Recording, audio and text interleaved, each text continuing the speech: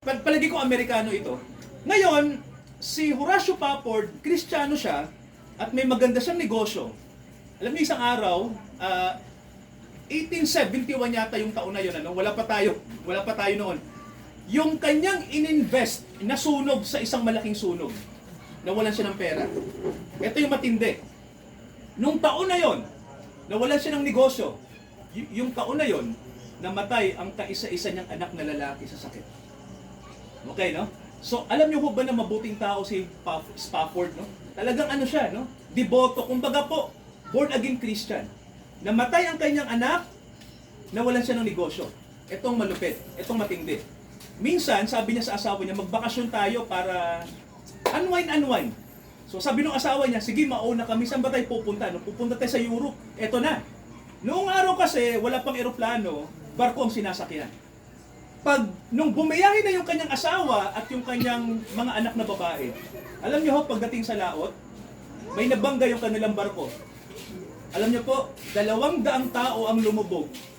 Lumubog sa barko, kasamang namatay ang kanyang asawa at ang kanyang mga anak. Nakikinig po ba? Matindi mo bang trahedya? Matindi. Kita niyo, sunod-sunod ha? Nasunugan, namatayan ng anak, Nabangga. at nabangga yung barkong sinasakyan ng kanyang asawa. Alam niyo po, akala niya patay na asawa niya pero nakasurvive yung asawa niya. No? Pero lahat ng kanyang anak patay.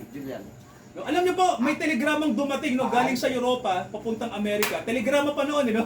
So sabi, ito pong sabi, no? Mahal, wala na tayong mga anak. Ako lang ang nabuhay, ako lang nakasurvive. Alam niyo po, lumong-lumo si Spafford no, sa nangyari sa kanya. Alam niyo po, sabi niya, susunod ako dyan, no? Sasakay ako ng barko. Sa kanyang pagsunod sa barko, sabi ng isang lalaki na kasama niya sa barko, Horacio, sabi sa kanya, no? Alam mo ba na ito yung dagat na dito yung asawa mo, lumubog sila, na mabuti nakasurvive yung asawa mo. Pero dito sa lugar na to namatay yung mga anak mo, no? Lumubog yung barko nila.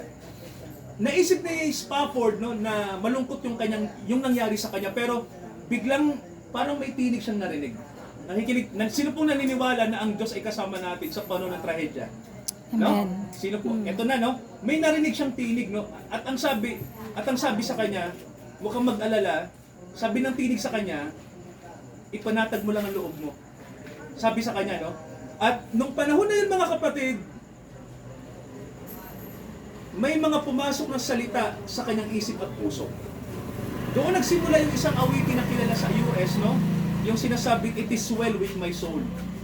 No? Yung kanta na, it is well, no? With my soul. Sa mga nasa church, alam nyo yun, composition yun ni Spafford. Yung kanta na yun, ano? Na ang sabi doon sa kanta, sabi ng lyrics ay, ang dumaan man sa bagyo ang buhay ko, ang sabi, panatag pa rin ang aking kaluluwa. No? So parang ipinagdaman ng Diyos sa kanya na pumanatag ka lang kasi wala man sila, kinuha ko man sila ng maaga, pero nasa kamay ko sila. Sabi ng Diyos, no? Wala kang dapat ipag-alala. So mga kapatid, ganun din po sa buhay natin sa panahon na to. No? Na ang kapanatagan po, mayroon tayong kapanatagan sa gitna po ng krisis ng buhay. Sa gitna ng kamatayan, sa gitna ng trahedya, alam niyo po, pag na kay Kristo tayo, may kapanatagan. Amen po ba? Amen. No? Kasi mga kapatid, sabi nga sa atin ng Diyos, hindi nagtatapos ang buhay ng tao kapag wala na siyang hininga. Ibang sabi ng Panginoon sa atin, ang sumasampalataya sa akin kahit mamatay ay, anong sabi niya?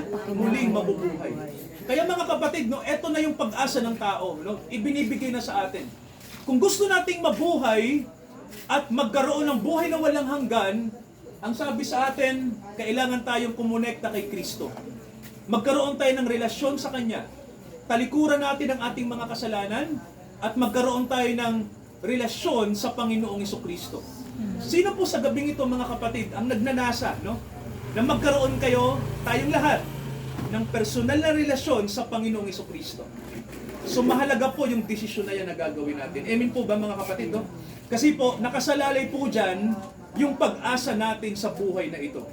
Mga kapatid, may pag-asa lagi kay Kristo. So tandaan po natin yan, no? Anumang hirap ng buhay, tama ho ba?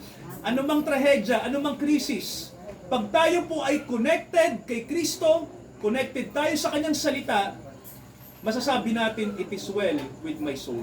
Sabihin nga po natin, panatag ang aking kaluluwa. Panatag ang aking kaluluwa. Alam Amen. niyo po, mga kapatid, nakikita ng Diyos ang ating puso na umaasa tayo sa Kanya, no? Amen. Sa gitna po ng mga trahedya ng buhay.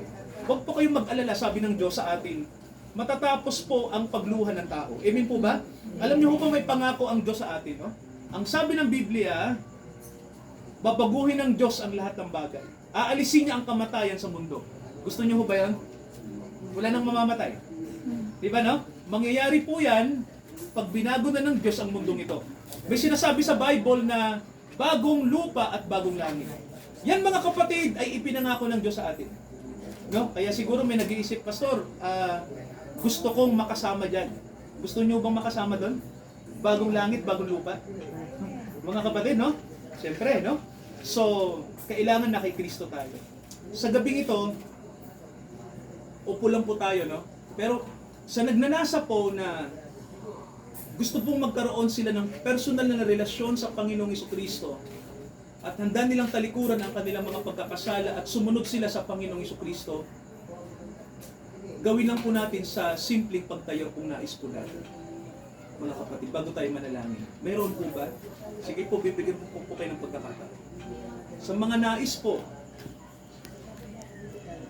na magkaroon sila ng buhay na ganap at kasiyasiya sa Panginoong Jesucristo, maaari pong tumayo tayo kung nais po natin mangyari ngayong gabi sa oras na ito. Tayo na.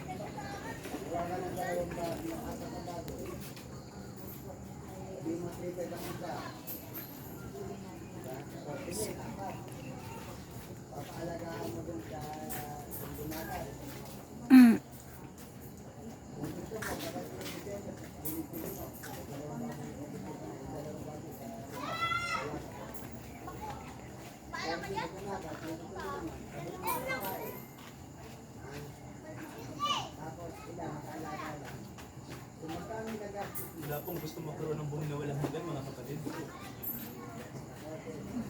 Kung nais po natin, tayo po tayo. Tayo.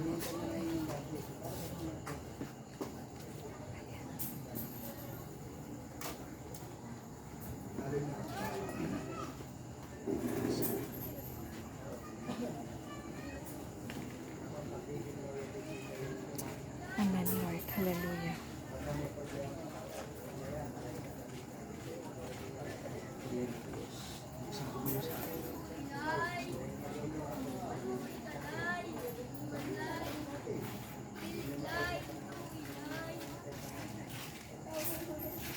Dakilang Ama, tayo lamang ang pwedeng bumuhay ng patay. Tayo lamang ang may kapangyarihan para baguhin ang tao. Amen. Wala kaming kapangyarihan na gawin ito kahit sa aming mga sarili. Wala kaming kapangyarihan. We are powerless. Pero naniniwala kami, Ama, na may mga kaluluwa po na binuhay nyo sa sandaling ito. Sapagkat ang kaligtasan namin ay biyaya nyo. Yes. Ang aming pagpunta sa kalangitan ay biyaya nyo po. Hindi ito manggagaling sa amin. Ito'y manggagaling lamang sa inyo. Ang kapatid po ninyo, ang mga tao po ay patay sa kasalanan. Alam po ninyo na ang tao po ay mga patay sa kasalanan. Ang tanging pag-asa lamang namin, O Diyos, ay kung papasok po ang inyong banal na Espiritu sa aming mga puso, dito lamang kami mabubuhay.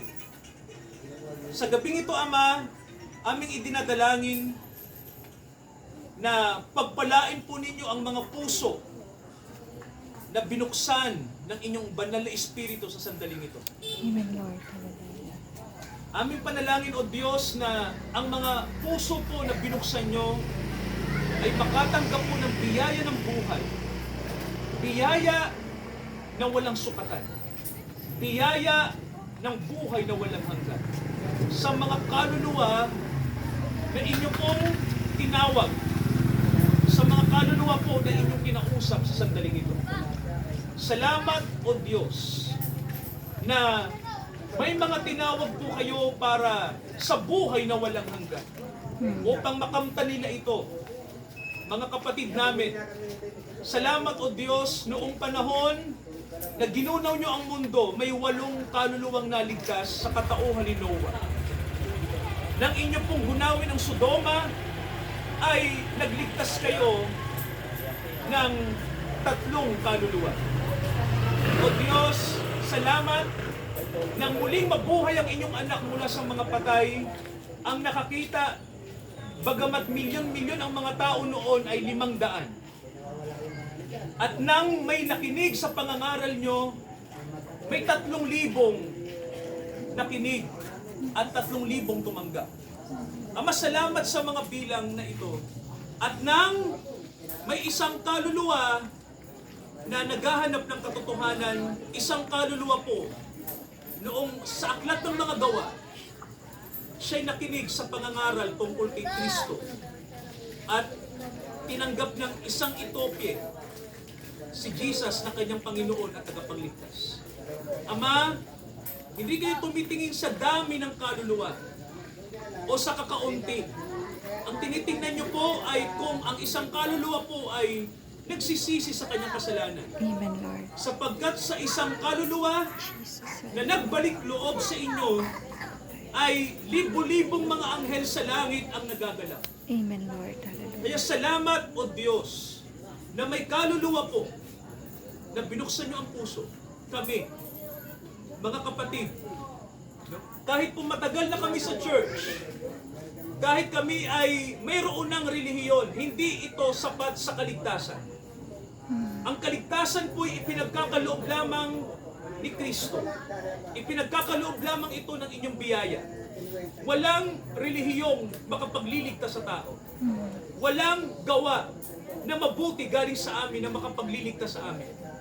Ang tanging kaligtasan ay na kay Kristo lamang. Ang aming pananampalataya sa Kanya at ang pagtalikod namin sa kasalanan. Salamat o Diyos sa katotohanan ito. Nawa po dumating ang buhay sa mga kaluluwang nandito sa tulong po ninyo at sa inyong biyaya. Ama, nawa po ang salita na aming narinig ay hindi pa ito ang huling pagkikita namin, kundi makarinig pa po ang ibang kaluluwang nandito. Ama, ang lugar na ito ng Kuwari, ang aming panalangin, tumawag kayo ng mga kaluluwa sa lugar na ito. Tumawag kayo ng mga kaluluwa upang sila po'y maging inyong mga anak sa lugar na ito. Sapagkat Ama, naniniwala kami na sa isang lugar, may mga kaluluwa po na tatawagin kayo upang sila'y makatanggap sa inyo ng buhay na walang hanggan. Salamat sa gabing ito na binigyan nyo kami ng pagkakataon na maibahagi ang inyong mga salita sa sangbayanan ni Ate Evelyn, sa sangbayanan po ni Kuya Willie na nasa inyo ng mga kamay ngayon. Panalangin namin o Diyos ang inyo pong habag, ang inyong awa sa mga kapatid namin sa lugar na ito. Amen, Lord. Kaawaan nyo po kami, kahabagan nyo kami, upang kami po'y magkaroon din ng buhay ayon sa inyong pangako. Ito ang aming panalangin o Diyos. Pagpalain nyo po ang mga partners namin sa CCT sa lugar na ito, na sila po ang magdala ng liwanag sa lugar na ito. At salamat po dahil nagkaroon kami ngayon ng pagsasama-sama.